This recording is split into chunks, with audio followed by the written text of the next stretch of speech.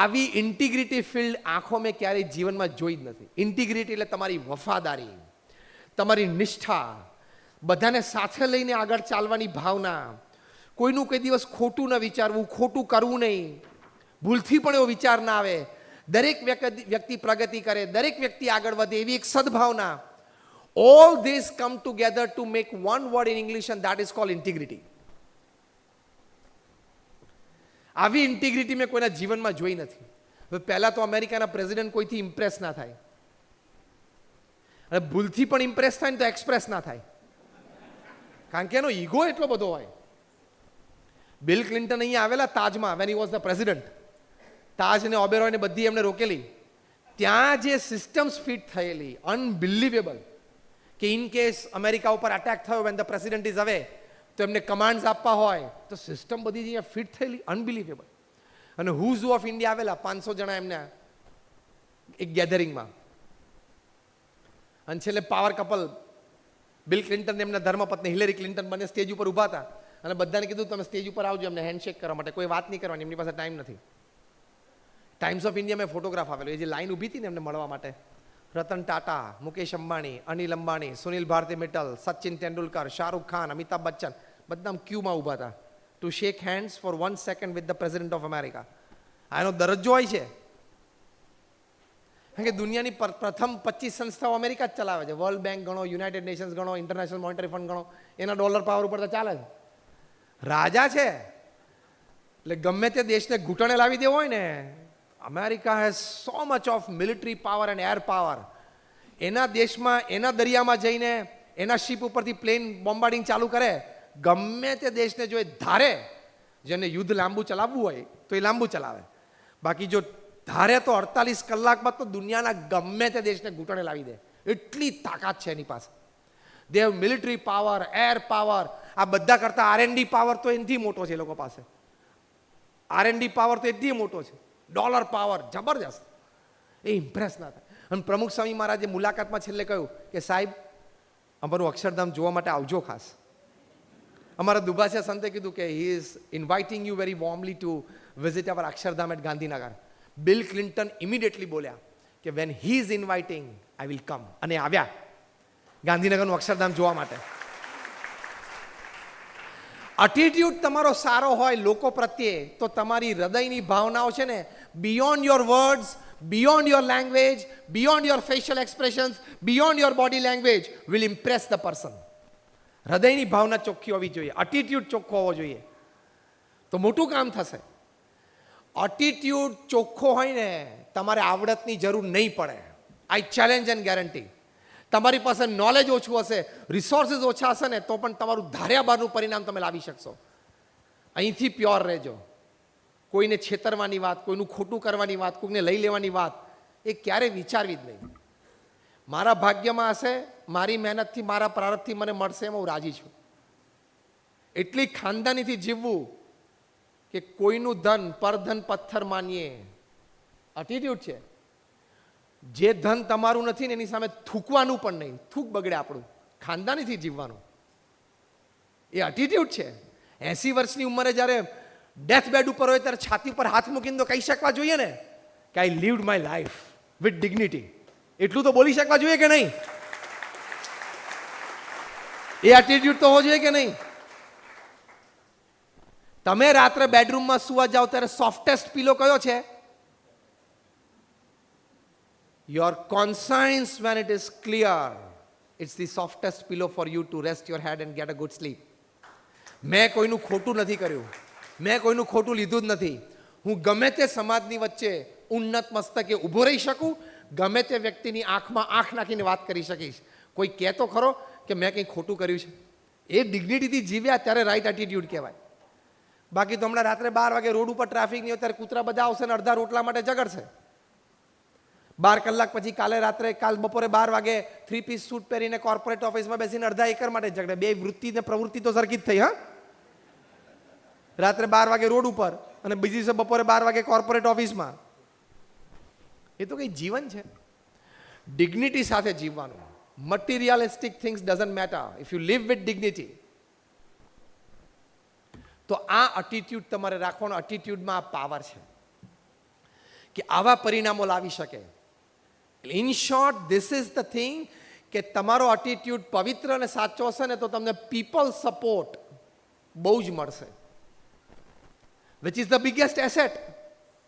કારણ કે people support આવે એટલે બીજું બધો સપોર્ટ એમને એમ જાતે આવશે ને. નાના મોટા પ્રશ્નો ઘણા હતા ને ઘણા છે, પણ આપણા મુખ્ય વ્યક્તિનો ઈરાદો સાચો છે. નાનું મોટું કામ હોય, નાની મોટી ભૂલ થાય, નાના મોટા નિર્ણયો પ્લસ માઇનસ થાય, ઇટ્સ પાર્ટ ઓફ લાઈફ. બધા કામ કરે છે એટલે ખબર પડે કે નાના મોટા નિર્ણયો, નાની મોટી ચર્ચા, નાના મોટા પ્રશ્ન હોય, પણ વ્યક્તિનો ઈરાદો સાચો હતો, કર્મઠ હતા, લોકો માટે નિસ્વાર્થ ભાવે કામ કરતા હતા, તો ફરી વખત પણ લોકોએ ખભે બેસાડીને દિલ્હીમાં બેસાડી દીધા કે નહીં? Simple.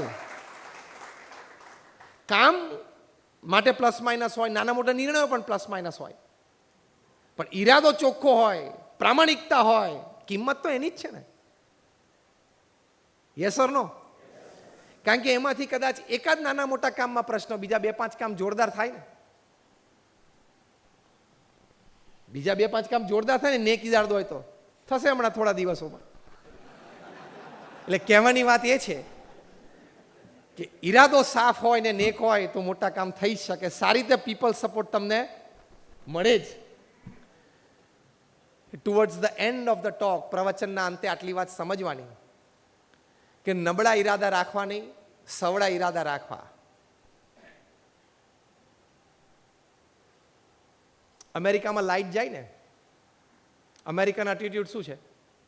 He picks up the phone અને સીધે ઇલેક્ટ્રિક કંપનીને ફોન કરે, લાઇટ ગઈ કેમ? કારણ કે એ લોકો આનાથી ટેવાયેલા જ નથી. This American attitude. જાપાનમાં લાઇટ જાય ને તો જાપાનીઝ બિચારા સેલ્ફ હેલ્પ પીપલ છે, જાતે કામ કરવા માટે તરત સ્ટૂલ લે, કંઈ ખુરશી શોધી લે, ઉપર ચડીને પોતાનો ફ્યુઝ ચેક કરે, પહેલાં મને મારો ફ્યુઝ ચેક કરવા દે. That is Japanese attitude. અને આપણે ઇન્ડિયામાં લાઇટ જાય તો બારી ખાઈને જોવે, બધાની કઈ જાય.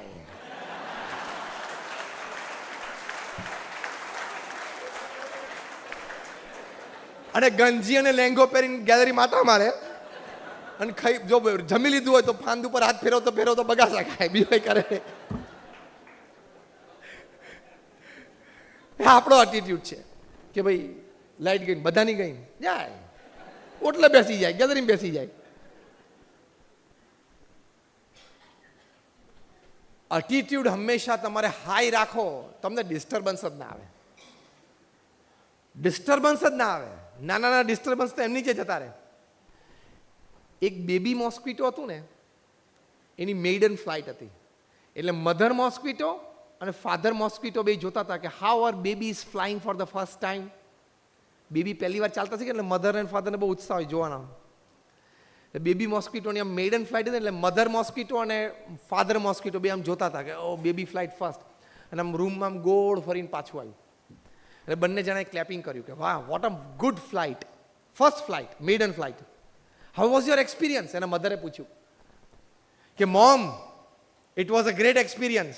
તો ફરી વખત એની માતાએ પૂછ્યું કે કેવો એક્સપિરિયન્સ હતો? કે mom, wherever I went, everybody were clapping for me. ખબર પડી કે હું જ્યાં જ્યાં ઉડતું ઉડતું ગયું ને, બધા મારી માટે તાલીઓ પાડતા હતા. એકચ્યુઅલી શું કરતા હતા? એને મારી નાખવાનો પ્રયત્ન કરતા હતા. ભલે ને કરતા, આપણી માટે તાલીઓ જ પાડે છે. એટીટ્યુડ સારો રાખો ને ઊંચો રાખો ને તો આનંદ આનંદ ને આનંદ જ છે. કોઈ ગાળ દે તો પણ આનંદ. પ્રમુખ સ્વામી મહારાજ એક સરસ વાત શીખવાડતા. કોઈ તમને ગધેડો કે, હવે એ વખતે કેવો એટીટ્યુડ રાખવાનો? મને ગધેડો કીધો, મારું અપમાન કર્યું, મને ગાળ દીધી, 5-15 માણસે સાંભળ્યું, એવી રીતે મારું અપમાન કર્યું. એવું બધું આપણા મનમાં વિચાર આવે કે ના આવે? આવે.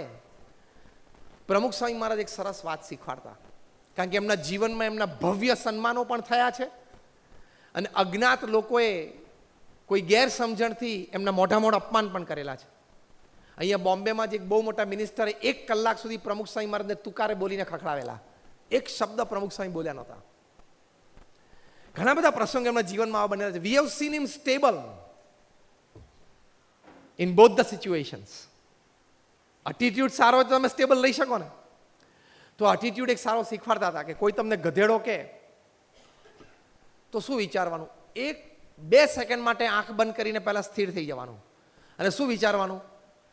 મારે ધોળું ચામડું, જાડું ચામડું છે નથી, મારે 4 પગ છે? નથી.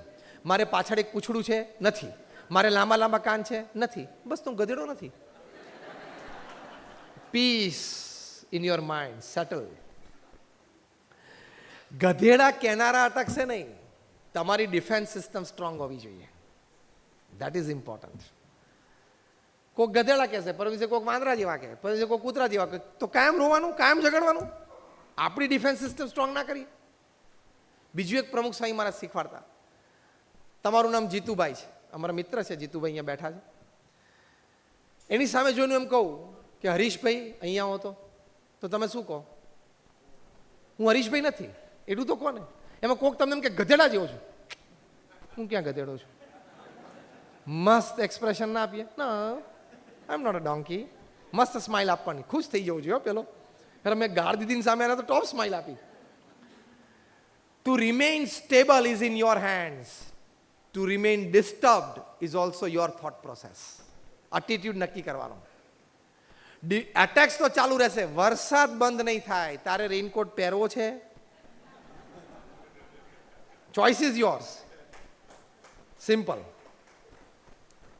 ચોઇસ તારી છે. તું વરસાદને ગાળો દઈશ એનાથી કોઈ ફેર પડવાનો નથી. તારે વરસાદના સમયે બહાર નીકળવાનું થાય, કોઈ ઇમરજન્સી, છત્રી લઈ લેવાની, બીજું શું? એટલે સંજોગ અને પરિસ્થિતિને ગાળ દેવાથી કશું જ નથી થતું. તમારી થોટ પ્રોસેસ તમારે બિલ્ડઅપ કરવાની. એ બહુ જ મોટો એટીટ્યુડ છે, એ સવળો અભિગમ છે, અને એનાથી જ માણસ સ્થિર રહી શકે છે. At the end of the day મોટામાં મોટું અચીવમેન્ટ છે યોર સ્ટેબિલિટી. તો સારા વિચારો આવશે, પરિસ્થિતિમાંથી બહાર નીકળી શકતો, તો સ્ટેબિલિટી તો હોવી જોઈએ ને. અને સ્ટેબિલિટી આ એટીટ્યુડથી જ આવશે. છેલ્લી વાત એ કરવાની કે ભગવાન પ્રત્યેની શ્રદ્ધા તમે રાખશો તો સ્ટેબિલિટી બહુ જ સારી આવશે, વહેલી આવશે, સ્ટ્રોંગ આવશે.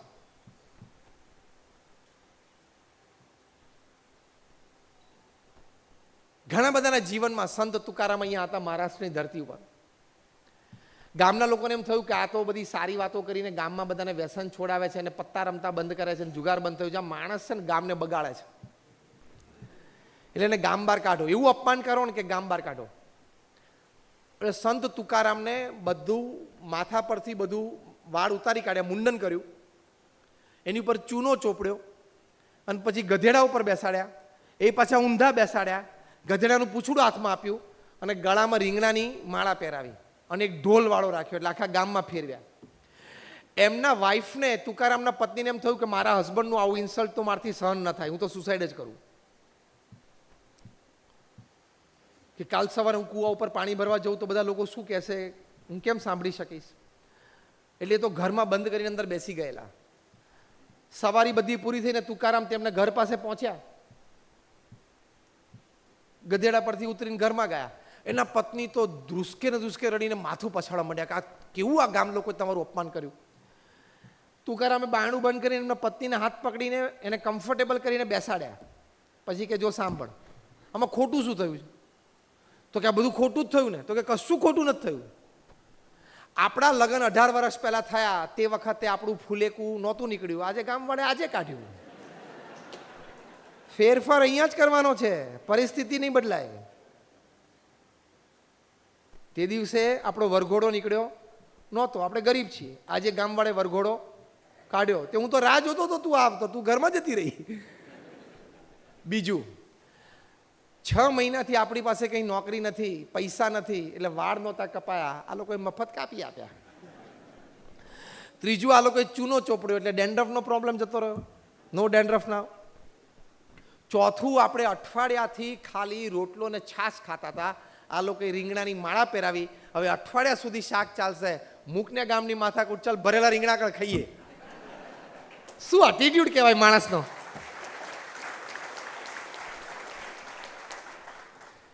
સુખી થવું કે દુઃખી રહેવું એ તમારા હાથની વાત છે. સંજોગો તો ગમે તે ઊભા થાય. અહીંનો વિચારધારા, એટીટ્યુડ બહુ સવડો રાખજો, તો ગંભીર પરિસ્થિતિમાં પણ તમે સુખી રહી શકો છો. આપણે તો થોડી તુકારામને આટલી બધી પરિસ્થિતિ સર્જાય તોય જરાય ડિસ્ટર્બ થયા, અને આપણે તો થોડી વાતમાં ડિસ્ટર્બ થઈ જઈએ. કોઈ પાર્ટીમાં ને ગેધરિંગમાં ગયા હોય ને તો કોઈક 2 વખત આપણી સામે જોવે ને તો એમ થાય કેમ જોતો હશે, કેમ જોતો હશે. હવે એનો જવાબ આપું તમને, આપું કેમ જોતો તો? એ આંખ છે ને જોવે. તો કે ત્રીજી વખતે જોયું, ત્રીજી વખત તો આમ જોતો તો તું વચ્ચે આવી ગયેલો.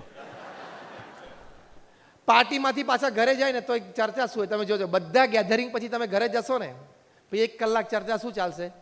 આણે આવું કર્યું ને આણે આવું નહોતું કરવા જેવું, આણે આ કરવાનું તો એ ના કર્યું, પેલા આવું પહેર્યું હતું ને આવા કપડાં આના આ પહેર્યા હતા, પેલાને તો કંઈક કોમ્બિનેશન બરોબર હતું જ નહીં, જમવામાં આ ઠીક નહોતું ને પેલું ખારું થઈ ગયેલું. આર યુ અ ફૂલ? મૂર્ખ છો તમે? આટલી બધી મેન્ટલ એનર્જી તમારી ડિસ્ટર્બ કરો છો. એમાંથી સાચી સારી વાતોની ચર્ચા કરો, ખોટી ખરાબ વાત ના ગમતી હોય છોડી દો. Why are you discussing it? Road ઉપરથી વરઘોડો નીકળે ને તો સવારે 9 વાગે તો મોડો ઉઠ્યો હોય, બ્રશ કરતો કરતો ગેલેરીમાં આવે, ત્યાં બાદ થૂકે, સ્વચ્છ ભારત અભિયાન બગાડે. વરઘોડો પાસ થાય ને ત્યાં સુધી એક તો આમ લુંગી ઊંચી કરીને ગંજી પહેરીને બ્રશ કરતો હોય અને પછી થૂકીને અંદર આવીને વોશ બેસિનમાં થૂકીને કોમેન્ટ આપે, બંને જણા જાણતા નહોતા તે તને પૂછીને 2 જણાએ નક્કી કરેલું, અને 2 જણાનું ના જામે ને કંઈક તૂટે તો એકાદાની જવાબદારી તારી છે. મૂકને માથાકૂટ. ન્યુઝીલેન્ડ સામે હારી ગયા ઇન્ડિયન ટીમ, તો કે રમતા જ નથી આવડતું. લે તો તમારી કાંદીવલીની ટીમને મોકલશું હવે નેક્સ્ટ ટાઈમ વર્લ્ડ કપમાં. Rotary Club of Mumbai Kandivali વેસ્ટની ટીમને મોકલશું. એ લોકોને રમતા નથી આવડતું ને તને મોકલશું. તને ખબર છે તું દોઢ ડાયો થાય છે, પણ વોટ ઇઝ 145 km/h ની ડિલિવરી? વિરાટ કોહલી કે રોહિત શર્મા જે ફેસ કરે છે ને ડિલિવરી પેસ બોલર્સની, એ 95 ને 98 miles/h ની ડિલિવરીઝ પડતી હોય. તે તારી જિંદગીમાં એ ફેસ જ નથી કરી. તું કોલસાથી કોકની દિવાલ ઉપર 3 સ્ટમ્પ દોરીને ધોકાથી રમીને મોટો થયો અને અહીંયા દોઢ ડાયો થાય.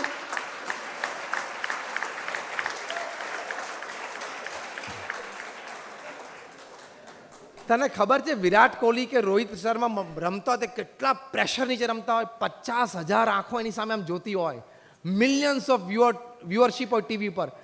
એ ઇમોશનલ પ્રેશર, એની વચ્ચે બોલની લાઇન એન્ડ લેન્થ. આવા પેસ બોલરમાં ના હાથમાંથી બોલ છૂટે એટલે સેકન્ડના 40મા ભાગમાં તો રોહિત શર્માના બેટ ઉપર આવી જાય. 40th part of a second he has to judge what to do with this delivery. અને ટપ્પી ખાઈને 2 ફૂટ કટ થાય 2 બાજુ. હવે તે આ લેવલનું ક્રિકેટ રમ્યો જ નથી અને ઘરે બેઠા બેઠા પગ લાંબો કરીને ટીવી જોતો અને પાછું પેલું પોપકોર્ન ખાતો ખાતો. આ લોકોને મોકલવા જ ના જોઈએ. લે એવા આપણા માઇન્ડ્સ બધા ચીપ થઈ ગયા છે, એટલા બધા મીન થઈ ગયા છે, અનબિલીવેબલ. એટલે પહેલા કોમેન્ટ કરતા પહેલા આપણે આપણું સ્થાન જોવું જોઈએ કે એ કક્ષાની કોમેન્ટ. એક વખત મને કોઈ કીધું પ્રમુખ સ્વામી મહારાજને બહુ સારું. મેં કેમ? તો કે આટલા મોટા મંદિરમાં ને આવું મોટું અક્ષરધામ, મોટો લેન્ડસ્કેપિંગ, અને ત્યારે રોજ સવારે લોકો આટલા બધા લોકો એમને મળવા આવે, જોવા માટે આવે, દર્શન માટે આવે, આશીર્વાદ માટે આવે, આટલું માન પાન આનંદ જ છે. મને કે એ મજા આવે એવી લાઈફ છે. મેં કહું હા મજા આવે એવી લાઈફ છે. હું તને એક નાનો એક્સપેરિમેન્ટ આપું, એ કરજે. તો કે હા, તું ઘરે નવરો બેઠો હોય ને ત્યારે તારો હાથ 500 વાર આમ કરજે ખાલી હવામાં. તો કે why are you giving me this experiment? આ પાછો મને ક્વેશ્ચન પૂછેલો IIMના સ્ટુડન્ટ. એટલે મેં કીધું let me treat you logically. એટલે મેં કીધું તું ઘરે છે ને 500 વાર આમ કરજે. તો કે what will that do to me? મેં કહ્યું યુ ફર્સ્ટ ડુ ઇટ. પછી મને કે પછી મેં કહું I share my mobile number with you. તું મને 2 દિવસ પછી રિપોર્ટ આપ કે શું થયું.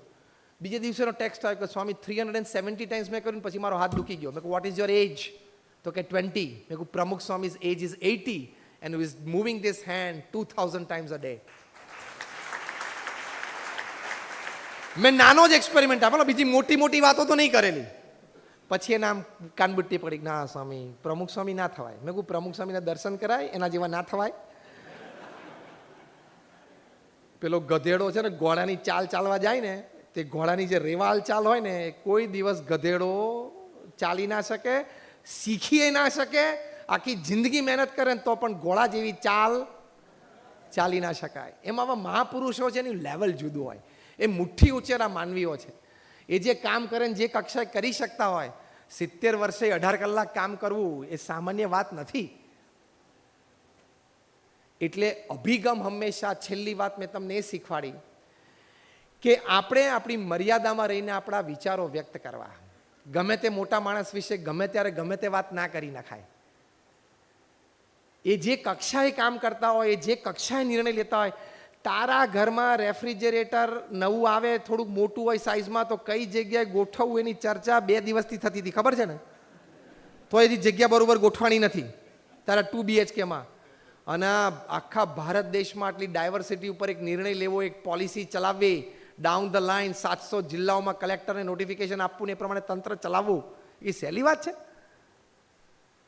વી don't know what to do with ourselves on a rainy Sunday afternoon. રવિવાર બપોર જો વરસાદ પડવા માંડે તો શું કરવું એ મૂંઝાઈએ. હા, ઘરમાં રહેવું, બહાર જવું, ગેધરિંગ બેસવું, વાંચવું, સુઈ જવું, ખાવું, એમાં સમજણ નથી પડતી. તો આટલા મોટું તંત્ર ચલાવવું એટલે એમને અભિપ્રાય ના આપો. જે જેફ કેલરે વાત કરી, તમારા અભિપ્રાય અને શબ્દ પરથી તમારો દરજ્જો નક્કી થઈ જશે, તમારી બુદ્ધિમત્તા નક્કી થઈ જશે, તમારી પર્સનાલિટી નક્કી થઈ જશે. એટલે ગમે તેમ અભિપ્રાય ના આપી દેવા મોટા માણસો વિશે. એ લેવલની આપણને પરફોર્મન્સની ખબર જ નથી. ભગવાન પ્રત્યેની શ્રદ્ધા હશે તો આ બધા જ વિચારો તમને આવશે, વધારે સ્થિરતા રહેશે. તો આ એક બહુ જ મોટી વાત છે. પ્રમુખ સ્વામી મહારાજનો 98મો જન્મજયંતિ મહોત્સવ 4 ડિસેમ્બરે 2019 એટલે હમણાં 122 દિવસ પછી ડીવાય પાટીલ સ્ટેડિયમમાં બહુ ભવ્યતાથી ઉજવાશે. આપ સૌને અમે આમંત્રણ આપીએ છીએ, આપ સૌ પધારજો. અને ફરી એક વખત પણ અહીંયા ઓક્ટોબર મહિનામાં આપણે એક સરસ કાર્યક્રમ પણ કરશું. We will give you invitation cards for this. તમે આ 3 કલાકનો કાર્યક્રમ જુઓ. તમે કોઈ એક મહાપુરુષેના જીવનમાં કેવા સંજોગ, કેવા પરિસ્થિતિમાં કેવું કામ, કેવા વિચારો રાખ્યા છે ને, what you have learned so far in your 40, 50 and 60 years of life, you will learn in 3 hours. એટલે આપ સૌને અમારું આમંત્રણ છે. 4 ડિસેમ્બર તમારા મોબાઈલમાં તમે બુક કરી રાખજો. સાંજે 5 થી સાંજે 9, 4 કલાકનો આ ભવ્ય કાર્યક્રમ ડીવાય પાટીલ સ્ટેડિયમ નવી મુંબઈમાં છે. ટ્રાફિકનો વિચાર ના કરતા, ભીડનો વિચાર ના કરતા, ડિસ્ટન્સનો વિચાર ના કરતા, હું જે બોલું છું ને એમાં આટલો ખાલી વિશ્વાસ રાખજો આ એક વાક્યમાં, કે એ 4 કલાકના કાર્યક્રમમાં તમે તમારા જીવનમાં બહુ જ મોટી વાતો શીખશો, ખૂબ ઉન્નત વિચારો તમે જોશો. એક મહાપુરુષે કેવા સંજોગ, કેવા પરિસ્થિતિમાં કેવું કાર્ય કર્યું છે, ખૂબ પ્રેરણાઓ તમને મળશે. તમે જિંદગીમાં ક્યાંયથી પાછા નહીં પડો ને એવું તમારું હૃદય ભરાઈ જશે આ 4 કલાકમાં. ચોક્કસ પધારજો. બાનું ના કાઢતા કે આજે તકલીફ છે, થોડું આ છે, તે છે, આવજો. અત્યારનું બોલું છે એમાં વિશ્વાસ રાખજો. You will gain something big in your life. I will also give you invitation cards when we next meet and your entry passes. But come and see the attitudes of a great personality. ફરી એક વખત આપ સૌનો ખૂબ ખૂબ આભાર છે. ખૂબ પ્રેમથી આપણે બધા સાંભળ્યા. આપણા જીવનમાં પણ આપણા આવા અભિગમો ખૂબ દ્રઢ થાય એવી પ્રમુખ સ્વામી મહારાજ અને મહંત સ્વામી મહારાજના ચરણોમાં પ્રાર્થના. Thank you very much.